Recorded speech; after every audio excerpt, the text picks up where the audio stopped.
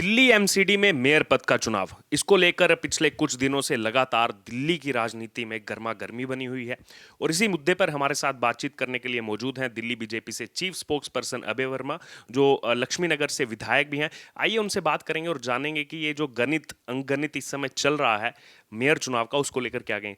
Sir, ये तो clearly दिखाई दे रहा है जो वोट बैंक है कि आम आदमी पार्टी अपना मेयर बना लेगी, लेकिन फिर भी चिंता क्यों दिखाई दे रही है उनके चेहरे पर? देखिए, चिंता का एक बहुत बड़ा कारण है कि नगर निगम के इतिहास में पहली बार देखा गया कि उनके तरफ से महापौर के 2 कैंडिडेट आ गए, उप महापौर के 2 कैंडिडेट आ गए। तो उनके पार्टी के अंदर कुछ घमासान चल रहा है। आज मैंने अखबार में पढ़ा है कि उन दोनों ने जो नामांकन किया था उन्होंने वापस ले लिया। लेकिन किया क्यों? नगर निगम की जो प्रक्रिया है नामांकन की, वो जो सेक्रेटरी है, जो प्रिजाइडिंग ऑफिसर है, वो नामांकन लेता है तो उसी समय चेक करता है और कोई कमी रहता है तो उसको दूर कराता है। जब तक नामांकन सही नहीं होगा एक्सेप्ट नहीं करेगा। नगर निगम के इतिहास में कभी भी नामांकन रद्द नहीं हुआ है, कभी भी नहीं हुआ है। रिकॉर्ड निकाल के देख लें, क्योंकि नियम ही ऐसा है कि आप पहले चेक करोगे फिर फाइल करोगे। तो भाई साहब, ऐसी क्या आफत आई उनके लोगों में कि उन्होंने आनन फानन में महापौर और उप महापौर के नामांकन कराए और फिर 2 दिन मान मनोबल करके फिर वापस कराए।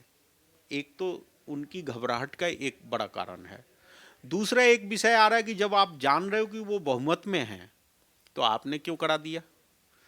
मेरा ये कहना है कि हम विपक्ष में हैं तो हम अपने इस अधिकार को क्यों छोड़ें, और कोई हम छोटी संख्या में थोड़े हैं। हम 105 पार्षदों की एक टोली है और हमारे पार्षदों ने कहा कि नगर निगम को चलाने के लिए एक अनुभव वाला व्यक्ति चाहिए। नगर निगम वो व्यक्ति चला सकता है जिसके पास लंबा अनुभव हो। और रेखा गुप्ता डूसू की प्रेसिडेंट तो रही ही है, 2 बार पार्षद रही है, जोन की चेयरमैन रही है, स्टैंडिंग कमेटी की मेंबर रही है।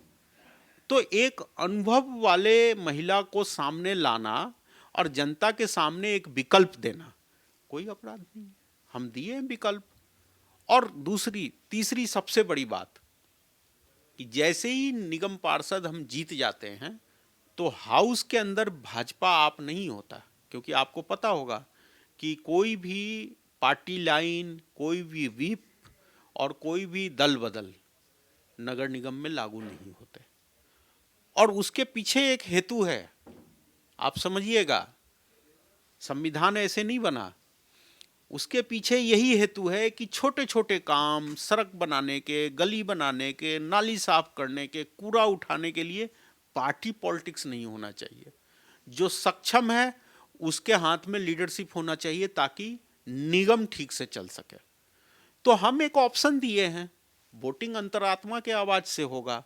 हमारे पक्ष में अगर कोई पार्षद कहता है कि नहीं, हमको अनुभव वाला व्यक्ति चाहिए, हमें ऐसा व्यक्ति चाहिए जो निगम को समझ सके और चला सके, तो हम सहर्ष स्वीकार करेंगे। नहीं तो हम तो विपक्ष में बैठे हैं। लेकिन आम आदमी पार्टी ने ये भी आरोप लगाए थे, जो पहले भी लगते आए हैं, कि पार्षदों को खरीदने की कोशिश की जा रही है बीजेपी की तरफ से। ऐसा है कि ये आरोप तो वो विधानसभा में भी लगा रहे थे कि विधायकों को भाजपा ने ऑफर दिया, क्या 4-4 करोड़ या 8-8 करोड़ का ऑफर दिया है। बात कहने में कुछ नहीं जाता, कोई प्रमाण तो लाना चाहिए। हमें कोई दिक्कत नहीं है, कोई खरीदने गया ही होगा ना, कोई ऑफर दिया ही होगा ना। आप प्रमाण तो प्रस्तुत करो जनता के बीच में। प्रमाण ये निकल के आता है कि आपकी पार्षद पैसे लेते पकड़ी गई, गीता रावत। प्रमाण ये आता है कि हमारी जो मोनिका पंत जीत के आई, उनको तोड़ने के लिए आम आदमी पार्टी के कार्यकर्ता उनके घर गए। वो कोई प्रमाण नहीं दे रहे। हमने तो कंप्लेंट भी कराई है, वो हमारे पार्षदों को अप्रोच कर रहे हैं। लेकिन हमें, मेरा सिर्फ इतना ही कहना है कि वोटिंग तो हाउस के अंदर होगा और अंतरात्मा से होगा, वहाँ पार्टी का कोई लाइन नहीं होगा। देखते हैं क्या होता है। लेकिन बीजेपी ने भी बड़ी रणनीति तैयार की है, चाहे उसमें लंबी दौर की बैठकें हों या फिर उसमें रणनीतिकार बनाना हो, तो बीजेपी भी कहीं ना कहीं चाह तो रही होगी कि किसी ना किसी तरीके मेयर हम अपना बना लें, या फिर आगे की तैयारी है जो 3 महीने बाद दोबारा चुनाव होगा। देखिए, भारतीय जनता पार्टी सामूहिक निर्णय लेती है। पार्टी में कोई व्यक्ति निर्णय नहीं लेता, और जब सामूहिक निर्णय होता है तो सामूहिकता के साथ हम लगते हैं। इसलिए बाहर से ये देखने में लगता है कि बीजेपी बड़ी तैयारी कर रही है, लेकिन हमारे यहाँ कॉलेक्टिव रिस्पॉन्सिबिलिटी के कारण हम सब लगते हैं।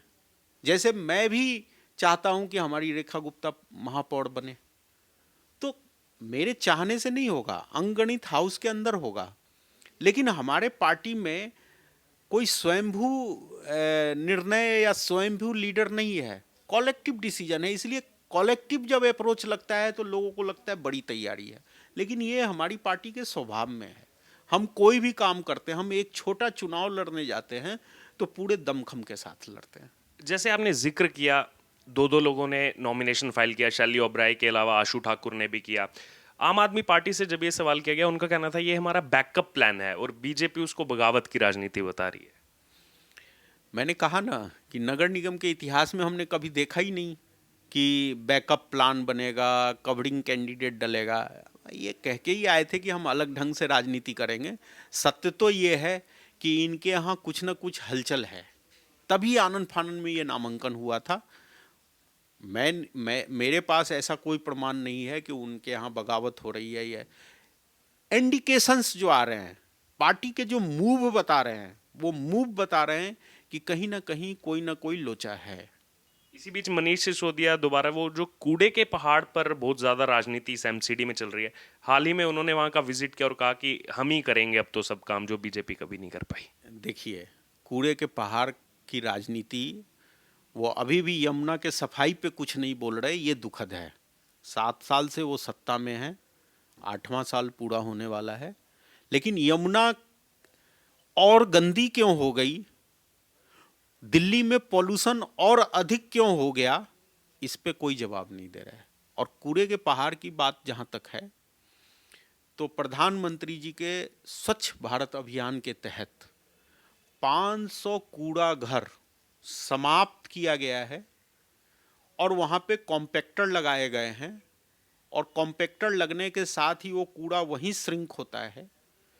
अब कूड़े के पहाड़ पे जाना बंद हो गया है। 19 मीटर पहाड़ नीचे आ चुका है, और हमने पहले ही कहा है कि 2 साल में ये पहाड़ जीरो हो जाएगा। आप हमारे बाइट को निकाल लीजिए, एमसीडी का विजन डॉक्यूमेंट निकाल लीजिए। हमने बार बार कहा है कि हमने कूड़े के पहाड़ को कम करना शुरू कर दिया है, 19 मीटर हम नीचे ले आए हैं, और आने वाले 2 साल में ये टोटल खत्म हो जाएगा। तो अब जो मर्जी वो कॉलर हिलाते रहें, लेकिन सत्य ये है कि ये काम बीजेपी नित्य एमसीडी सरकार ने शुरू की थी, और ये कूड़े का पहाड़ निश्चित खत्म होगा। पीठ ठोकना इनका काम है, लेकिन इनको जवाब यमुना की सफाई और दिल्ली में क्यों पॉल्यूशन अधिक बढ़ा, पिछले 8 साल में दिल्ली दुनिया की सबसे गंदी और सबसे पॉल्यूटेड सिटी क्यों बनी, इस पे उनको जवाब देना होगा। कूड़े के पहाड़ की राजनीति ये कर रहे हैं, करते रहें। जनता को पता है कि ये बीजेपी सरकार ने 500 कॉम्पैक्टर लगा के इस कूड़े के पहाड़ को समाप्त करने का काम शुरू किया था, वो निश्चित ही खत्म होगा।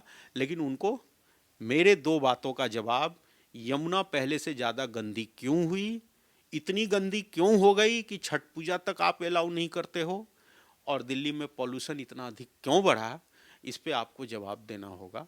इससे आप बच नहीं सकते। एक लास्ट कमेंट मैं लेना चाहूंगा आपसे। गजेंद्र दलाल तो बीजेपी में शामिल हो चुके हैं, उनको स्टैंडिंग कमेटी के लिए जो है नाम भी उनका आ गया है। 2 अभी निर्दलीय विधायक रहते हैं और 9 कांग्रेस के पार्षद हैं। ये देखने वाली बात होगी कि वो किस साइड जाते हैं, तो कुछ मैसेज देना चाहते हैं उनको कि बीजेपी के कैंडिडेट्स को सपोर्ट करें, या क्या कहेंगे? देखिए, मैं आपको पहले भी बताया हूं और फिर से दोबारा रिपीट कर रहा हूं, हाउस के अंदर सभी मेंबर अंतरात्मा से वोट करेंगे, और जब अंतरात्मा से वोट करेंगे तो रेखा गुप्ता एक सुटेबल महापौर की प्रत्याशी है, और निश्चित ही उनको मत देना चाहिए। ये थे हमारे साथ अभय वर्मा, जिन्होंने बेबाकी से बताया कि जो इस समय एमसीडी मेयर और डिप्टी मेयर के लिए जो इस समय प्रक्रिया चल रही है, दिल्ली में जो राजनीति चल रही है, उसको लेकर बीजेपी का क्या स्टैंड है, और आम आदमी पार्टी के आरोपों पर अपना जो है जवाब दिया।